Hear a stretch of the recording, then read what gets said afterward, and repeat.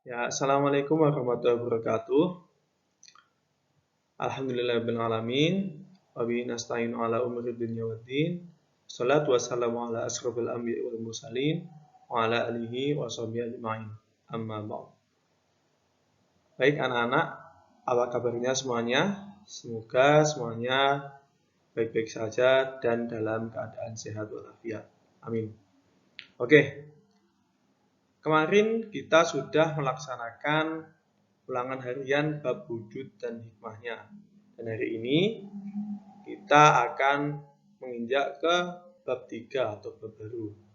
Oke, sebelum kita mulai, marilah kita awali dulu pertemuan kita hari ini dengan membaca surat Al-Fatihah dengan harapan dan doa semoga apa yang kita pelajari hari ini dapat bermanfaat, baik itu bermanfaat untuk diri kita di dunia maupun di akhirat.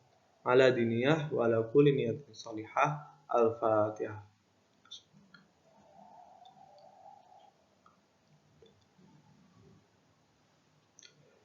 Baik anak-anak, sebelumnya saya ingatkan untuk absen terlebih dahulu di e-learning masing-masing.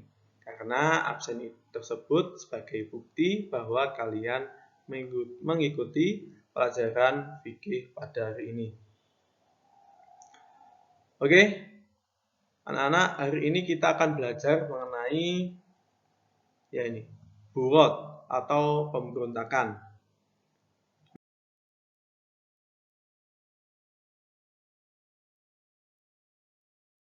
Kemarin kan kita sudah belajar mengenai hudud. Nah, macam-macam hudud ada 5 kemarin. Dan bughod ini juga merupakan salah satu macam dari hudud.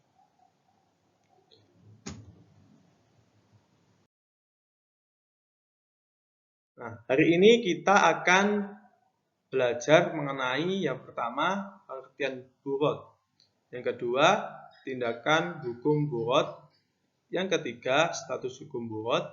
Yang keempat, hukum memerangi bughod. Yang kelima, contoh peristiwa bughod. Dan yang keenam, hikmah hukuman bughod.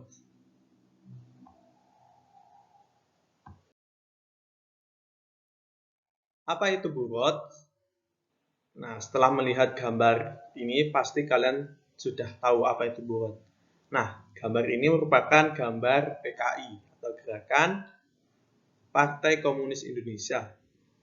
Nah, mereka merupakan salah satu contoh bughod atau pemberontak yang ada di Indonesia. Kemudian,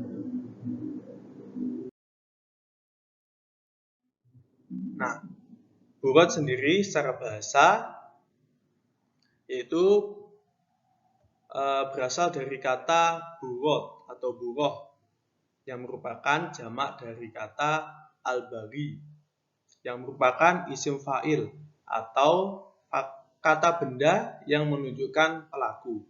Jadi al-baghi ini artinya merupakan seorang pemberontak dan jamaknya buroh yaitu artinya orang-orang yang memberontak. Al-baghyu. Nah, kata al-baghyu merupakan bentuk masdar dari kata al-bughod. Nah, menurut Az-Zamakhsyari, al-baghyu merupakan melampaui batas, perbuatan zalim, dan menolak perdamaian. Sedangkan menurut Ibnu Katsir, al-baghyu berarti menolak kebenaran dan merendahkan atau menganggap remeh kepada manusia lainnya. Permusuhan terhadap manusia.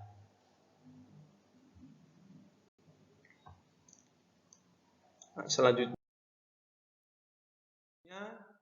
bughod secara istilah. Nah, secara syarak, bughod merupakan orang-orang yang menentang atau memberontak pemimpin Islam yang terpilih secara sah. Nah, sedangkan bughod sendiri menurut Az-Zuhaili merupakan sikap seseorang yang keluar dari kepatuhan kepada pemimpin yang sah atau pemerintah dengan melakukan perlawanan dan revolusi bersenjata atau pembangkangan terhadap pemimpin dengan menggunakan kekerasan. Kemudian Al-Qurtubi berpendapat bahwasanya Bughod merupakan keluarnya sekelompok orang untuk menentang dan menyerang imam yang adil, yang diperangi setelah sebelumnya diserukan untuk kembali rujuk kepada ketaatan kepada pemerintah. Nah, menurut Al-Qurtubi ini, Bughod merupakan sekelompok orang yang keluar dari pemerintahan yang sah, di mana Bughod ini dapat diperangi setelah ia menerima seruan atau ajakan untuk kembali ke pemerintahan yang sah. Oke. Ada beberapa tindakan yang dilakukan oleh kaum Bughod. Yang pertama, mereka memisahkan diri dari pemerintah yang sah. Jadi, mereka memutuskan untuk tidak bergabung dengan pemerintahan yang sah. Mereka memilih untuk mendirikan pemerintahan sendiri.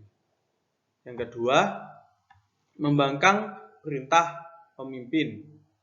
Jadi, mereka tidak mau melaksanakan apa yang sudah diperintahkan oleh pemimpin yang sah. Dan yang ketiga, menolak berbagai kewajiban yang diberikan kepada mereka. Jadi mereka tidak mau melaksanakan kewajiban-kewajiban yang sudah dibebankan kepada para warga negara. Jadi seperti mereka tidak mau membayar zakat, membayar pajak, membayar hutang, dan kewajiban lainnya. Selanjutnya, kriteria Bughod. Nah, sekelompok orang baru bisa dikategorikan sebagai Bughod dan dapat dikenai had Bughod jika terdapat beberapa kriteria seperti yang pertama, memiliki kekuatan. Nah, kaum Bughod ini dapat dikenai atau disebut dengan kaum Bughod jika ia memiliki kekuatan, baik itu tenaga, senjata, maupun pasukan. Yang kedua, memiliki takwil atau alasan. Jadi, kaum Bughod ini memiliki alasan mengapa mereka melaksanakan atau melakukan tindakan-tindakan pemberontakan. Yang ketiga, memiliki pengikut yang setia. Setia kepada siapa? Ya, setia kepada organisasi dan juga setia kepada pemimpin. Dan kriteria yang keempat yaitu memiliki imam yang ditaati. Jadi, jika ada sekelompok orang yang melakukan kerusakan, namun anggotanya itu anggotanya itu bayaran dan tidak memiliki imam atau pemimpin yang pasti, itu belum dikatakan sebagai Bughod.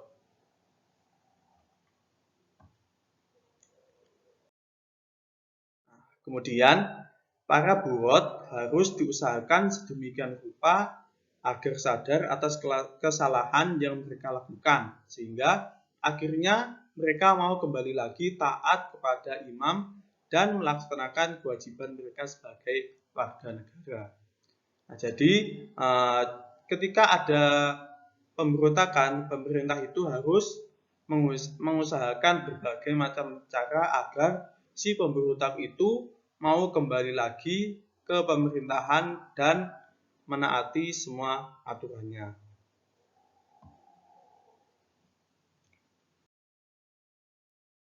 Selanjutnya, tahapan menghadapi kaum Bughod.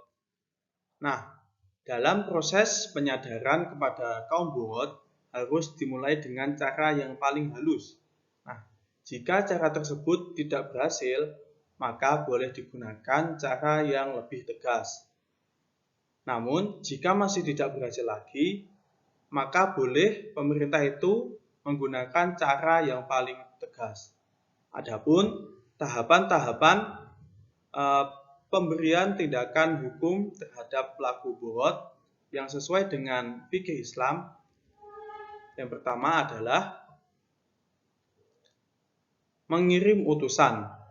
Nah, jadi pemerintah harus mengirim utusan kepada kaum pemberontak. Agar apa? Agar pemerintah itu mengetahui apa sebab-sebab mereka melakukan pemberontakan. Nah, apabila sebabnya itu karena ketidaktahuan atau keraguan mereka, maka pemerintah melalui utusannya tadi harus meyakinkan sampai ketidaktahuan atau keraguannya itu hilang. Yang kedua, menasihati dan mengajak. Nah, jika cara yang pertama dengan mengirim utusan itu tidak dapat menyelesaikan masalah, maka tindakan yang kedua yaitu menasihati dan mengajak kaum buhot untuk taat dan patuh terhadap pemerintahan yang sah. Nah, apabila sudah dinasihati dan diajak untuk kembali ke pemerintahan yang sah masih tidak berhasil, maka tindakan yang ketiga yaitu memberi ultimatum atau ancaman. Nah, dalam pemberian ultimatum atau ancaman ini, jika kaum buhot itu meminta tenggang waktu, maka harus diteliti lebih lanjut apakah permintaannya itu benar-benar digunakan untuk memikirkan ultimatum atau ancaman yang sudah diberikan.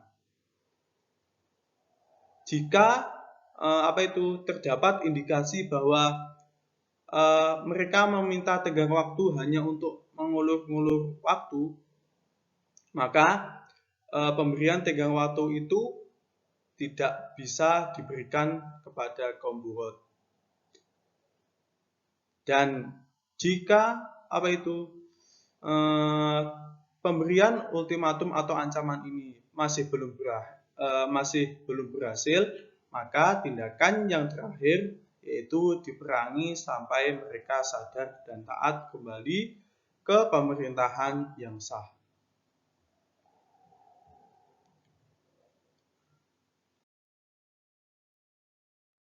Selanjutnya, status hukum buhot.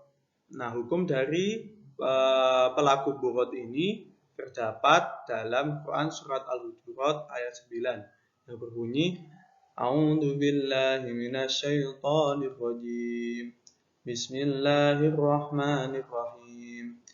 Wa in ta'ifatani minal mu'minina qatatalu faslihu bainahuma فَإِنْ بَغَتْ إِحْدَاهُمَا عَلَى الْأُخْرَى فَقَاتِلُوا الَّتِي تَبْغِي حَتَّى تَفِيءَ إِلَى أَمْرِ اللَّهِ فَإِنْ فَاءَتْ فَأَصْلِحُوا بَيْنَهُمَا بِالْعَدْلِ وَأَقْسِطُوا إِنَّ اللَّهَ يُحِبُّ الْمُقْسِطِينَ.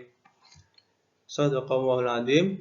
Ya, artinya, dan apabila ada dua golongan orang-orang mukmin berperang, maka damaikanlah antara keduanya.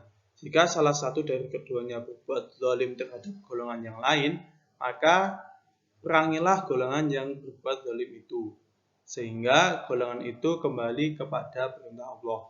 Jika golongan itu telah kembali kepada perintah Allah, maka damaikanlah antara keduanya dengan adil, dan berlakulah adil. Sungguh Allah mencintai orang-orang yang berlaku adil. Nah, dalam ayat ini sudah dijelaskan bahwasanya jika salah satu dari keduanya atau kedua orang mukmin ini berlaku zalim, maka hukumannya yaitu diperangi. Dan buhot merupakan perbuatan zalim. Jadi hukumannya wajib untuk diperangi. Oke. Kemudian tindakan berperang dengan kaum Bughod. Nah, ketika sampai terjadi peperangan dengan kaum Bughod, itu ada beberapa tindakan yang sudah diatur dalam Islam. Dalam sebuah hadis dikatakan, Ani bin Umar, anna Nabiya sallallahu alaihi wasallam qala ibni Mas'ud, ya bana ummi abdin, ma hukmu man bawa min ummati? Qala Allah wa rasuluhu a'lam.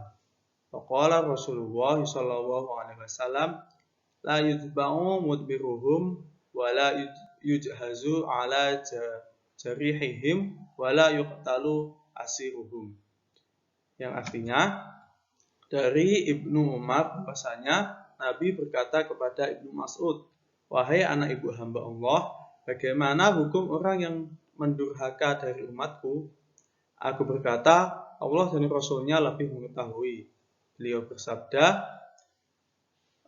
mereka yang lari tidak diikuti, yang terluka tidak segera dibunuh, dan yang tertawan tidak dibunuh.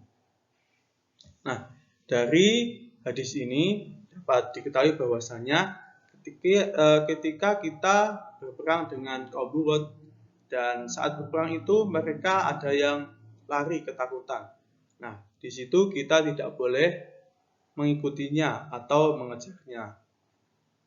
Kemudian, jika ada kaum Bughod yang terluka saat berperang, itu kita juga tidak boleh untuk segera membunuhnya. Karena apa? Karena pelaku Bughod yang bertaubat, maka taubatnya itu diterima dan ia tidak boleh dibunuh. Oleh karena itu, para Bughod atau kaum Bughod yang tertawan tidak boleh diperlakukan secara sadis. Terlebih lagi tidak boleh dibunuh. Mereka cukup ditahan saja hingga ia sadar dan mau kembali ke pemerintahan yang sah.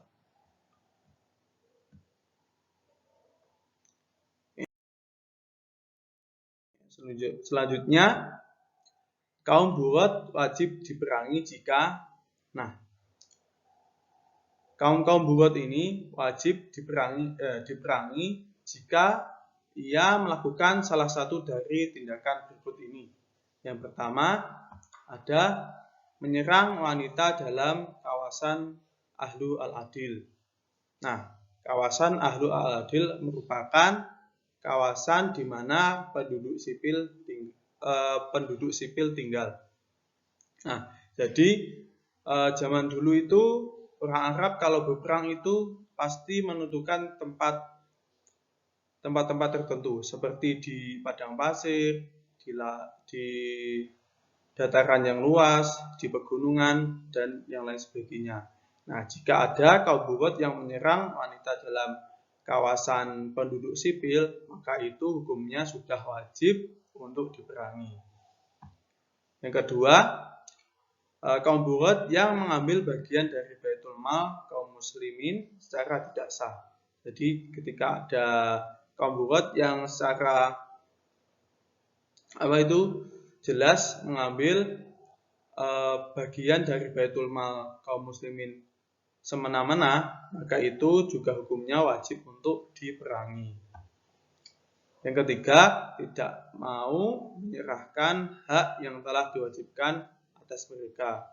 Jadi ketika ada kaum Bughod atau golongan yang tidak mau menyerahkan apa yang sudah diwajibkan kepada rakyat seperti zakat, terus pajak, hutang dan lain sebagainya dan kewajiban yang lainnya, maka itu hukumnya juga sudah wajib untuk diperangi. Nah, yang keempat, secara jelas mereka telah melakukan pembangkangan untuk menjatuhkan imam atau pemimpin yang sah dibaiat dan wajib ditaati. Jadi ketika ada golongan yang secara jelas itu membangkang dari pemerintah dengan maksud agar pemimpin dari pemerintahan itu lengser atau jatuh, maka itu hukumnya juga sudah wajib untuk diperangi.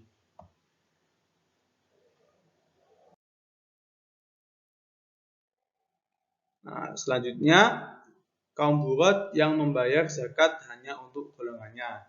Nah, para ulama berbeda pendapat mengenai hukum memerangi kaum buruh yang hanya membayar zakat kepada golongannya saja. Nah, Imam Syafi'i sendiri berbeda atau memiliki dua pendapat mengenai kaum buruh yang membayar zakat hanya untuk golongannya ini. Yang pertama, hukumnya wajib untuk diperangi.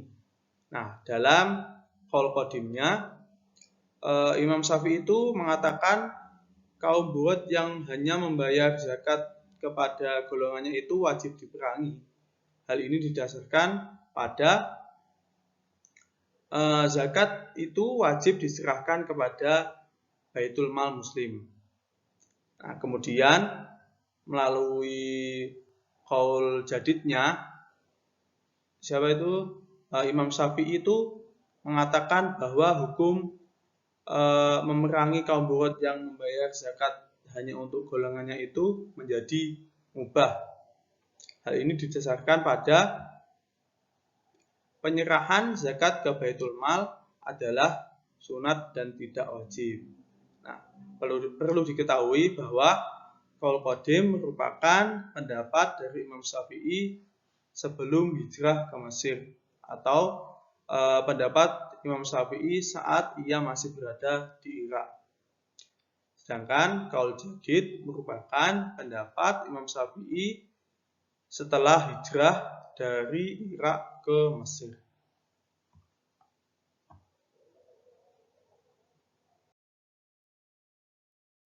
Nah, selanjutnya contoh buruh atau kaum buruh. Yang pertama, dalam sejarah Islam. Dalam sejarah Islam sendiri sudah terdapat beberapa peristiwa pemberontakan. Yang pertama ada kaum Bani Quraidah pada zaman Rasulullah SAW. Yang kedua, ada kaum pembangkang yang tidak mau mengeluarkan zakat pada zaman Abu Bakar. Yang ketiga, kelompok Muawiyah bin Abi Sufyan yang memberontak pada pemerintahan Ali bin Abi Thalib. Nah, sedangkan di Indonesia sendiri juga ada beberapa peristiwa pemberontakan. Nah, yang pertama ada pemberontakan PKI Muso. Nah, pemberontakan ini merupakan pemberontakan pertama setelah Indonesia merdeka. Nah, latar belakang dari pemberontakan PKI ini adalah karena mereka tidak setuju akan ideologi Pancasila dan ingin mengubah ideologi negara ini menjadi ideologi sosialis komunis. Kemudian gerakan pemberontakan yang kedua yaitu gerakan DI atau DII. Gerakan Darul Islam atau DI merupakan gerakan politik yang bertujuan mendirikan negara Islam Indonesia. Nah, gerakan ini mempunyai pasukan yang disebut dengan Tentara Islam Indonesia atau TII. Oleh karena itu, gerakan ini lebih dikenal dengan gerakan pemberontakan DI-TII. Nah, pemberontakan DI-TII ini merupakan salah satu pemberontakan tersulit yang pernah dihadapi oleh bangsa Indonesia. Kenapa demikian? Karena pemberontakan ini terjadi di beberapa wilayah di Indonesia, mulai dari Jawa, Sumatera, Sulawesi maupun Kalimantan. Nah, kemudian pemberontakan yang ketiga yaitu Gerakan Aceh Merdeka atau GAM. Nah, Gerakan Aceh Merdeka ini dipimpin oleh Hasan Ditirto. Secara umum yang melatar belakangi pemberontakan ini yaitu perbedaan budaya antara Aceh dan banyak daerah lain di Indonesia. Gerakan ini berlangsung sekitar tahun 1976 dan terus berlanjut hingga akhir tahun 2004. Nah, di akhir tahun 2004 itu, tepatnya tanggal 24 Desember 2004 itu terjadi bencana tsunami yang memporak-porandakan segala infrastruktur di Provinsi Aceh, sehingga secara tidak langsung bencana alam terbesar di Indonesia ini berhasil membekukan konflik yang terjadi di Aceh. Nah, pihak GAM dan pemerintah sendiri kemudian memulai tahap perundingan dan terciptalah kesepakatan bahwa dilakukannya pelucutan senjata GAM dan Aceh akan menerima otonomi khusus di bawah naungan negara Republik Indonesia.